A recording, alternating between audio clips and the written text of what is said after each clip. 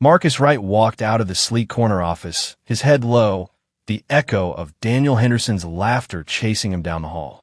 The words still rang in his ears, sharp and cruel.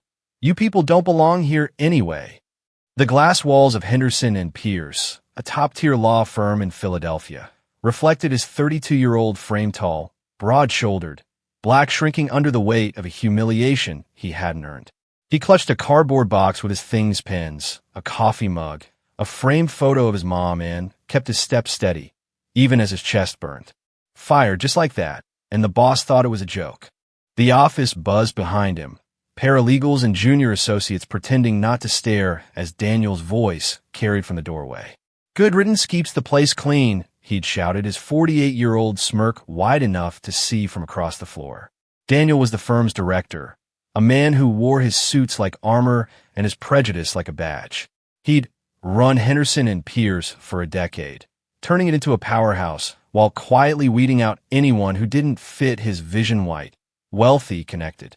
Marcus had been the lone exception, the only black employee in a sea of privilege, hired 3 years ago as a clerk after clawing his way through night school.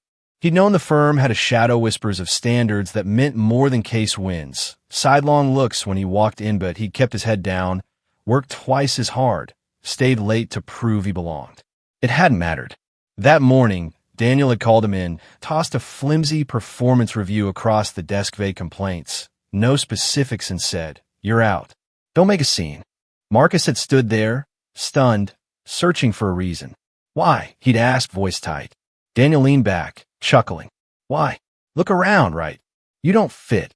Then the laugh, loud, mocking, a sound that turned Marcus's shock into something hotter, something he swallowed hard to keep inside. Susan Lee, Daniel's assistant, had been in the room, her 35-year-old face pale as she shuffled papers, avoiding Marcus's eyes. She'd seen it all, heard the slurs Daniel didn't bother to hide, watched him sign the termination notice with a grin, but she stayed silent, her job too precious to risk.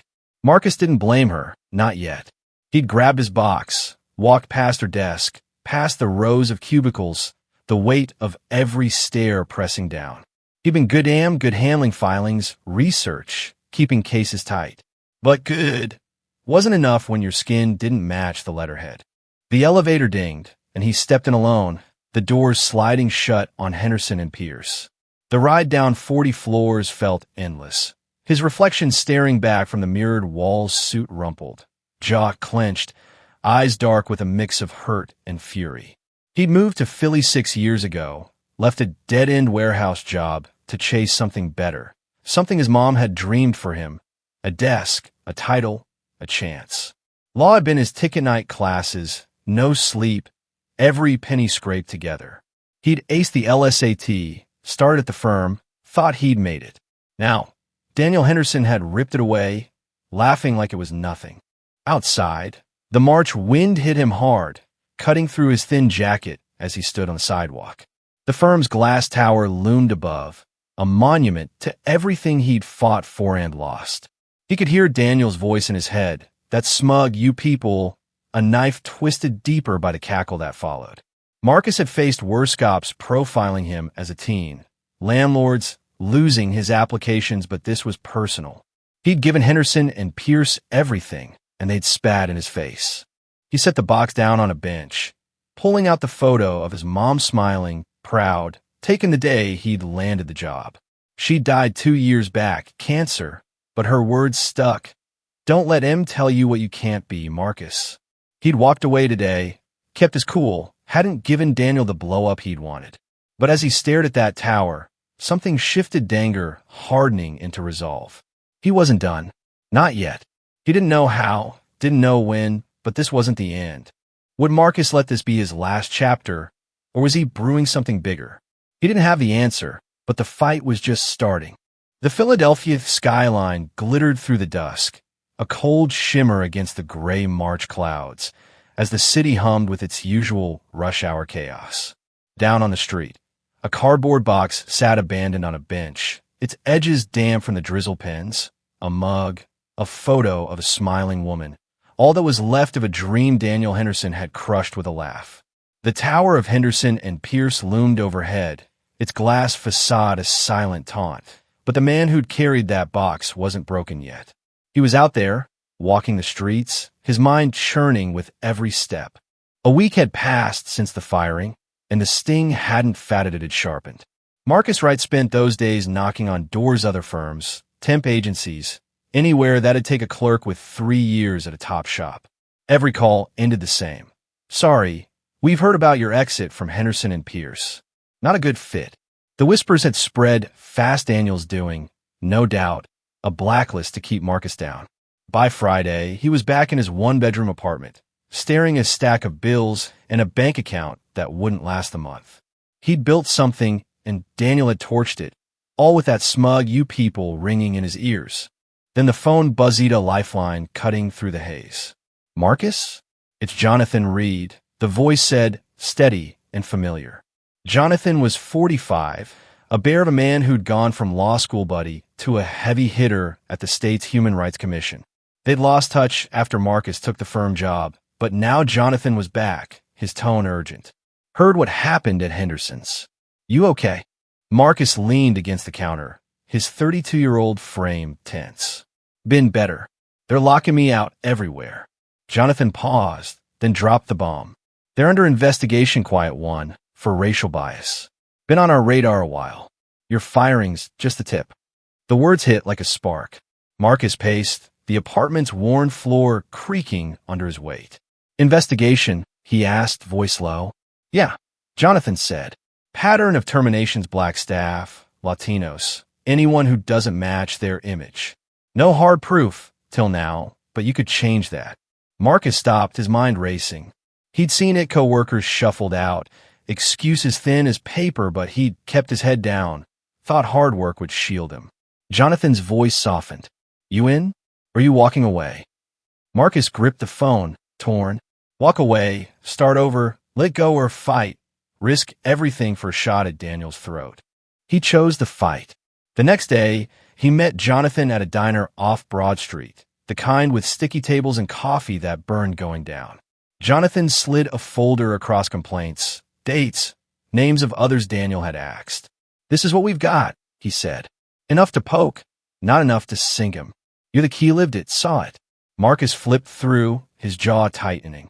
3 years, and he'd been blind to how deep it ran. "I'm not just a witness," he said, looking up. "I'm getting my license back, lawyer, not clerk. They won't see me coming." Jonathan grinned. "That's my man." The weeks that followed were a grind, study guides, late nights, every spare dollar on exam fees.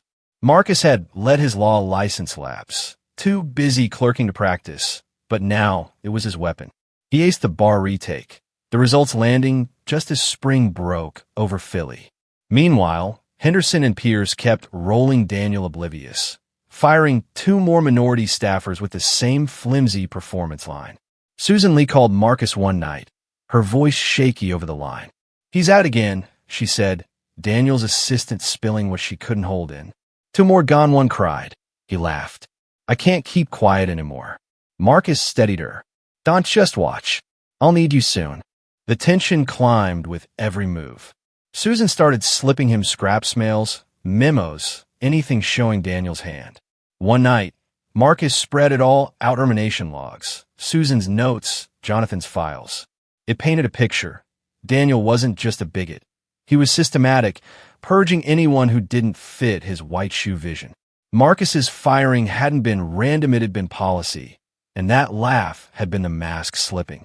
His hands shook as he stacked the papers, anger mixing with purpose.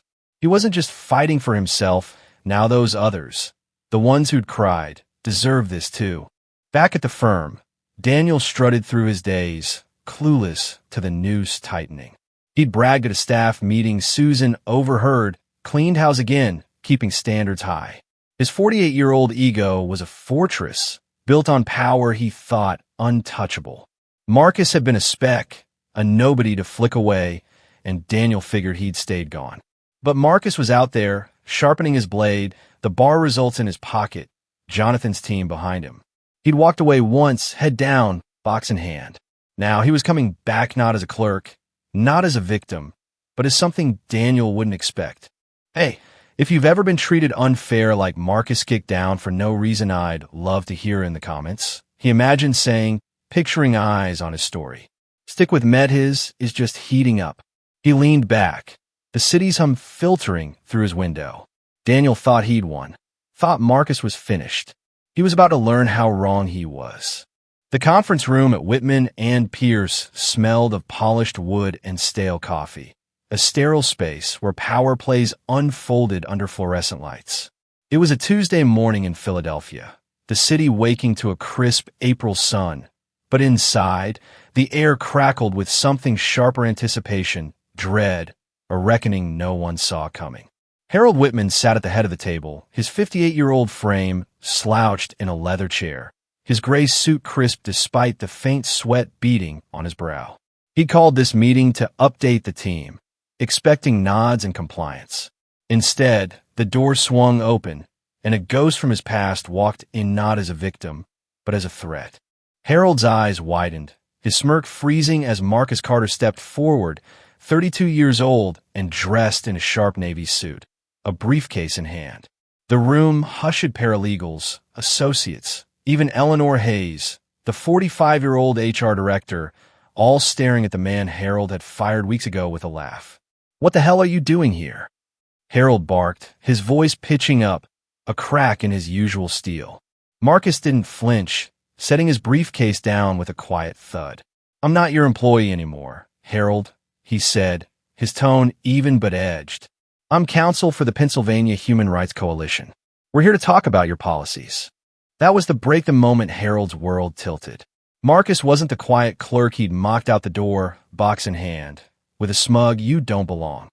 He was back, a lawyer now, his license fresh from the bar exam he'd aced while Harold thought he'd crushed him.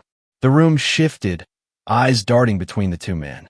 Eleanor's hands tightened on her notepad to warn Marcus about Harold's ways, slipped him whispers of past wrongs. But this was bolder than she'd dared imagine. Harold leaned forward, his face reddening. "You've got no business here, Carter." "Security." Marcus raised a hand, calm as stone. "They won't help you. This is a formal inquiry. Sabina's on its way." "Sit down, Harold. We got evidence." He opened the briefcase, pulling out a thick stack of mails, memos, termination logs, all stamped with dates and names. Harold's breath hitched as Marcus slid them across the table, each page a nail in the coffin of his carefully built empire. 3 years of racial bias, Marcus said, his voice rising now. "Firings without cause, promotions denied, others, all because we didn't fit your culture. You're done laughing."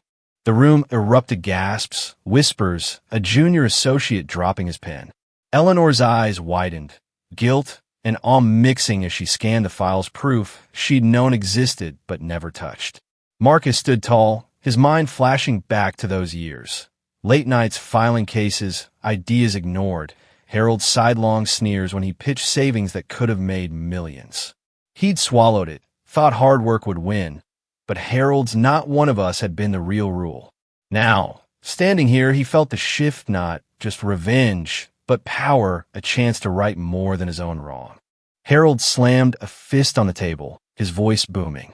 "This is a setup. You're bitter, faking this to get back at me." But the cracks showed, his hands shook, his eyes darted to the board members dialing in remotely, their faces grim on the screen. Marcus didn't blink. "Faking it? These emails are yours. Keep the team pure. You wrote that to HR last year. Here's the termination list: 6 minorities in 2 years. No write-ups, just fit." "Explain that." He tossed a USB drive onto the table, recordings from ex-staffers spilling Harold's slurs, his glee at cleaning house. The board's voices cut through, sharp and panicked. "Whitman, what the hell is this?" one demanded. "You said Carter was a fluke. This looks systematic." Harold sputtered, his fortress crumbling. "It's lies. Carter's twisting it." But Marcus pressed on, relentless. "You fired me for no reason, laughed about it. Now it's millions in fines, lawsuits, your name in the dirt. That's on you." The room spun. Harold's empire facing a reckoning. Stocks would tank, clients would bolt, all because he'd underestimated the man he'd mocked. Eleanor spoke up, her voice trembling but clear. "I saw it, Harold, and stop it. Marcus is right. The admission hung heavy, her years of silence breaking under the weight of truth. Harold glared, betrayal flashing, but he was cornered. Marcus locked eyes with him. No smirk, no gloating, just cold resolve. He doubted he could win this, thought the system would shield Harold like always. But now, with Jonathan Reed's coalition behind him, with evidence no one could bury, he held the reins. The meeting dissolved into chaos, board members shouting, Harold barking denials, Marcus standing firm as the storm raged. He'd come back not just for himself, but for the others, those fired before him, those still afraid. This wasn't the end game, yet Harold would fight, claw to save his skin, but Marcus had flipped the board. The firm's pristine walls hid rot, and he'd just ripped them open. Would Harold twist his way out, or had Marcus sunk him for good? The answer was coming, and it wouldn't be quiet. The Philadelphia skyline glowed under a late April dusk, its lights flickering like a city holding its breath. But inside Whitman and Pierce, the air was suffocating thick with panic, betrayal, and the stench of a crumbling empire. The conference room had emptied hours ago, leaving behind scattered papers and the ghost of Marcus Carter's bombshell emails, recordings, a stack of evidence that had turned Harold Whitman's smug world upside down. Now, in the executive suite, Harold paced behind his desk, his 58-year-old frame hunched, his gray suit rumpled as he barked into a phone. "Fix this now," he snapped, sweat streaking his face, his voice a raw edge of desperation. The fallout hit fast. By morning, the news broke. Whitman and Pierce faces bias probe splashed across Philly papers and TV screens. A grainy clip of Marcus's calm accusations looping online. Clients called, pulling contracts. Stocks dipped. A slow bleed turning sharp. The board had reconvened in a private call, their voices icy through the speaker. "Harold, this is a disaster," one said.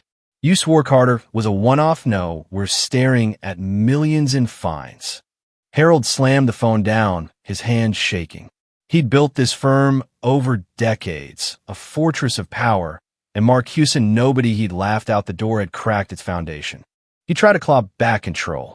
Late that night, he cornered Eleanor Hayes in her office, her 45-year-old face pale under the desk lamp. "Your HR make this go away," he growled, leaning over her desk. "Offer Carter a deal money, whatever. Shut him up." Eleanor's hands trembled on a file, but her voice held. "It's too late, Harold. He's not after cash, got the coalition, the press. I told you this could happen." Harold's eyes narrowed, venom flashing. "You told him plenty, didn't you? Traitor." She flinched, but didn't back down. "I stayed quiet too long. He's right, you're wrong." That was the crisis, Harold's empire unraveling, his allies peeling away. He called Marcus's bluff a mistake, thought his firing was a clean cut, but now the board was wavering, Eleanor was turning, and the evidence was a noose he couldn't slip.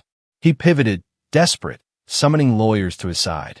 "Sue him, defamation, fabrication, anything," he ordered, pacing again. "He's a disgruntled ex-employee, that's the angle." But the firm's counsel hesitated, one muttering, "The recordings are real, Harold. Emails, too. We can't spin this." Harold's fist hit the desk, a hollow thud. "Then bury it." The dark turn came fast.